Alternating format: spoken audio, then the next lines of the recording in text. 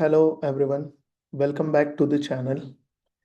In the previous video, we discussed the KPMG Salesforce L1 technical round interview question.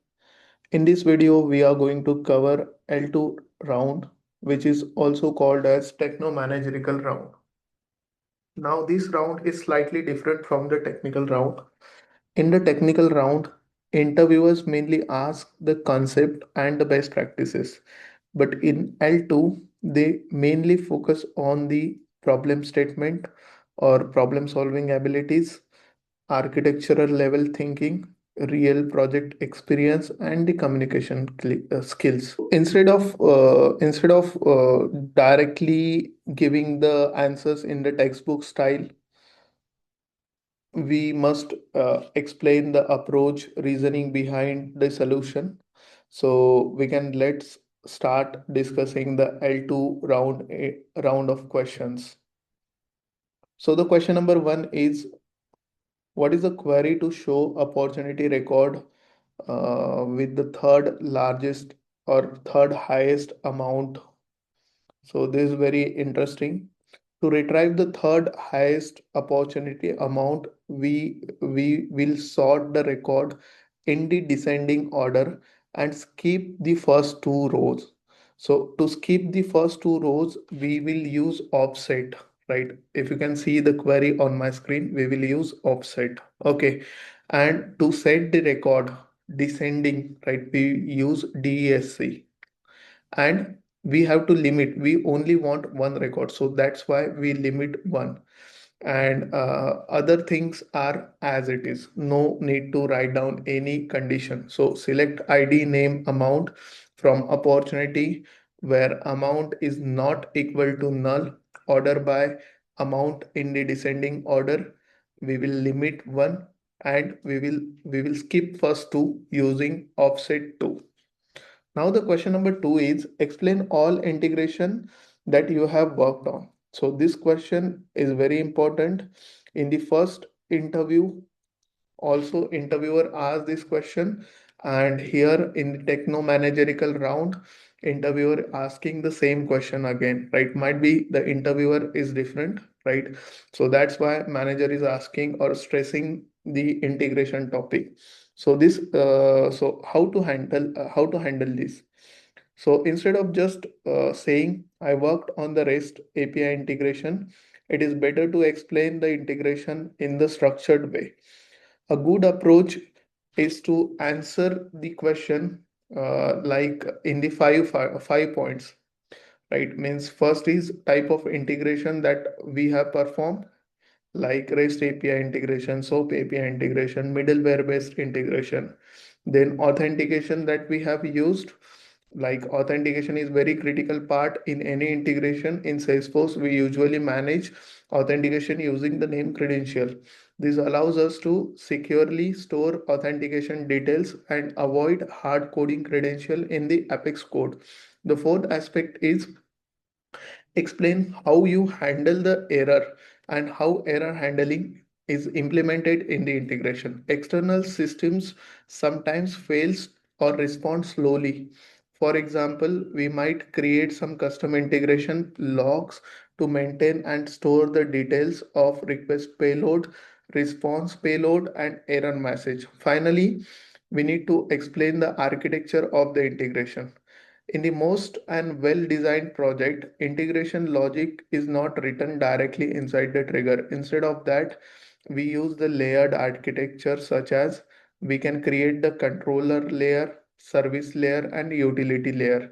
This structure makes the code more scalable and maintainable. So when answering this question in the interview, always focus on business use case, technical implementation, error handling, and architecture design. This shows that you understand both development and the solution design. Now, question number three, very important in LWC, wire method sometimes get called unnecessarily multiple times during the navigation. How do you prevent or control the unnecessary execution of wire method? Now, this very practical and real-time scenario-based question. in the Lightning Web Components performance. Sometimes developer notice that the wire method is getting executed multiple times, even though they expect it to run only once. This usually happen because wire is reactive.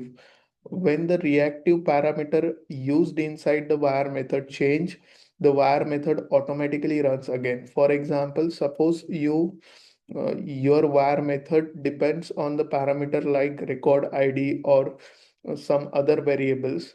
If variable changes during the navigation or component re-rendering, the var method will execute again. Another situation where it happens is when the component re-renders multiple times during the navigation. Now the question is, how do we control this behavior? The first common approach is to minimize unnecessary reactive parameter.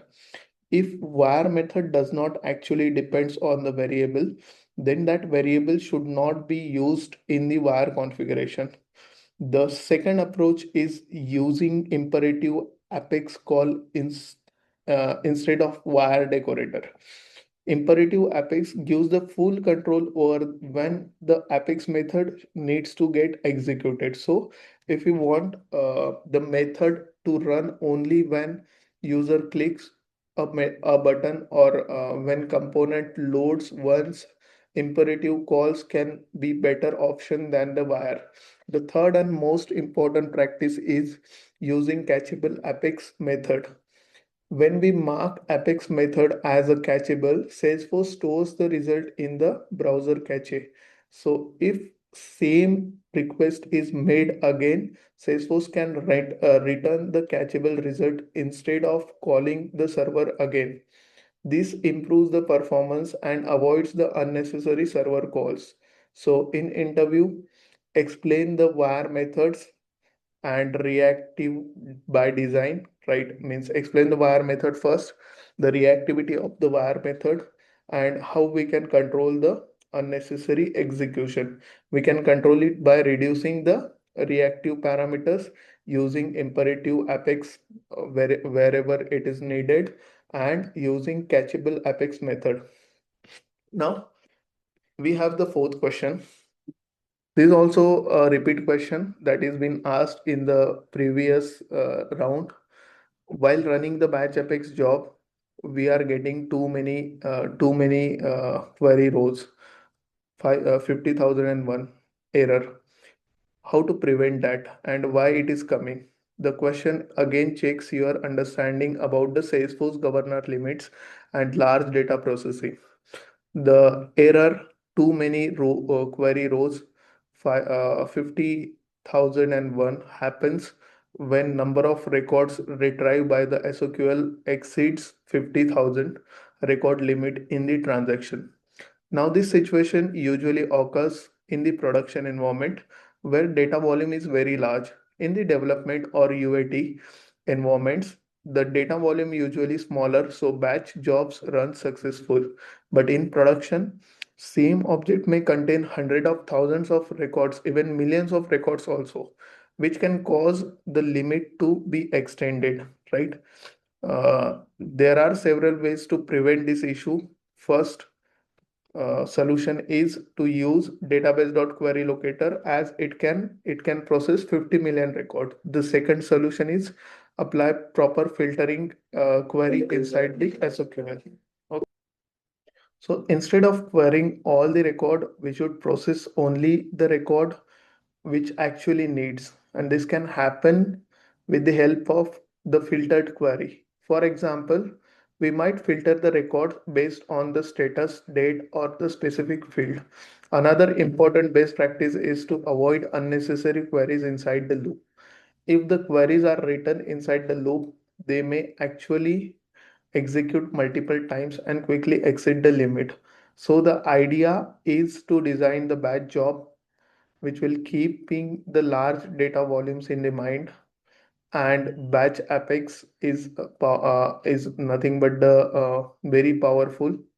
So but it must always be written with the governor limit for the scalability in the consideration.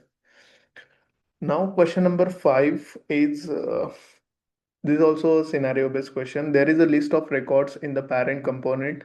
In child component, that list is updated. How parent component will get updated?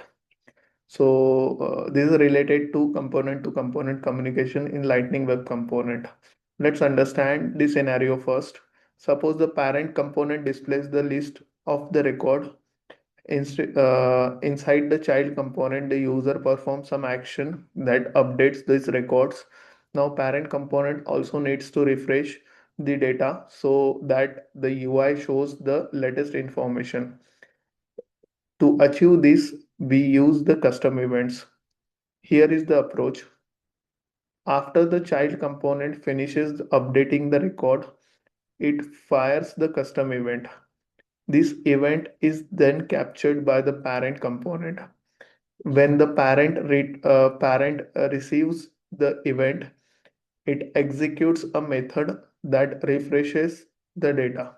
For example, the parent component may call an apex method again to retrieve the updated records. This way, in this way, UI gets refreshed and both components stay synchronized. This event-driven communication ensures that component remains loosely coupled, which is considered a good design practice in the Lightning Web Component. So for the question number 6, we have the question. Tell the approach of integrating the payment services that you have told in the project. How would you design it, and what are the best practices you used? Best practices mean all the integration triggers class, everything's best practices.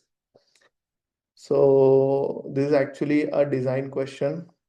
And in L2 round of interview, means in techno-functional or techno-managerial round, interviewers is mainly checking how you thinking architecturally. So instead of jumping directly into the coding details, it is better to explain overall approach step by step. Let's say the requirement is to integrate the Salesforce with the payment gateway, so that whenever customer makes the payment, Salesforce receives the payment and the status automatically gets updated into a related record. The first thing I would do the understand the integration type. Most of the payment services exposes the REST API. So integration will most likely to be REST based. In this case, Salesforce will communicate with the payment gateway using the HTTP callouts. The second step is authentication. The payment system always required the secure authentication. Instead of hard coding the Apex logic, I will create a name credential. In the name credentials, I will manage the API endpoints, authentication token, OAuth credential. This is considered a best practice because it improves the security. The third step is to design the integration architect. In the well-designed Salesforce application, we do not write integration logic directly inside the trigger. Instead of that, we follow the layered structure: trigger layer, service layer, integration utility layer. The trigger layer is only detects the event like record creation or updation. The service layer contains a business logic. The integration utility layers handles the actual API communication. This separation separation of concern makes the code easier to maintain and the scale. The fourth important aspect is asynchronous processing. External API can sometimes be slow. If we perform the callout directly inside the synchronous transaction, it may affect system performance. So the good practice or good approach is to use queuable Apex callout. Queuable Apex allows us to run the integration asynchronously, which improves the governance or governor limit or the performance. The fifth important aspect is Error handling. External system may sometimes fail or return unexpected response. So the integration should always include the proper error handling. For example, if API call fails, we should log the error and retry the process if necessary. A good practice is to create the custom integration log object. This object can store the data such as request payload, response payload, error message, and status of integration. This helps developers to easily debug the issue. Finally, the important consideration is the scalability and security. In the large systems, there are maybe thousands of payment transactions happening daily. So integration should be designed in the way that it handles the large volumes without affecting the system performance. Usually, asynchronous processing, proper logging, and efficient architect ensures that system remains scalable or stable even the under heavy load. So to summarize the approach of integration, first, understand API authentication mechanisms. Second, use name credential. Third, layered approach, layered architect, separating the triggers layer, service layer, and integration utilities. Four, asynchronous process. And fifth is implementing the logging and error handling. And finally, ensure the data validation and security scalability. If you explain the integration in the structured way during the interview, it clearly show that you understand both development and the system design, which is exactly what interviewers expect in the L2 round. So these were the L2 Techno-Managerial Round interview questions asked in the KPMG interview. In this round, interviewers usually focus more on the problem solving, system design, real project implementation, real project experience, architecture thinking. So while preparing for the interview, make sure you do not just memorize the answer. Instead, try to understand how the solution design is happening in the real project.